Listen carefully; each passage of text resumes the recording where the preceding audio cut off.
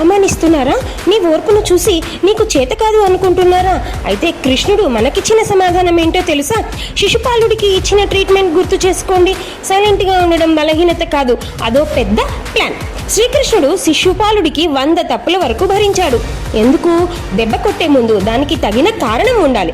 ఒకరు నిన్ను తిట్టినప్పుడు నువ్వు కూడా తిరిగి తిడితే నువ్వు కూడా వాడి స్థాయికి పడిపోయినట్టే. నీ ఎనర్జీని అరవడానికి వాడకు, నీ స్థాయిని పెంచుకోవడానికి వాడు. నువ్వు ఎదిగి వాడికి అందనంత ఎత్తులో నిలబడడమే నువ్వు ఇచ్చే అసలైన శిక్ష అంటున్నాడు కృష్ణుడు. సింహం వేట ముందు గర్జిస్తే వేట దొరకదు. నిశ్శబ్దంగా మాటు వేస్తేనే విజయం దక్కుతుంది. నీ సైలెన్స్ని చూసి వాళ్ళు భయపడాలి తప్ప జాలిపడకూడదు. అవమానాన్ని ఆయుధంగా మార్చుకో. నీ గెలుపుతో సమాధానం చెప్పు. మిమ్మల్ని ఎవరైనా అవమానించినప్పుడు మీరు ఏం చేస్తారు? కామెంట్ చేయండి. ఇలాంటి గీతా సత్యాల కోసం వెంటనే సబ్స్క్రైబ్ చేయండి. గీతా చైతన్యం. కృష్ణార్పణమస్తు.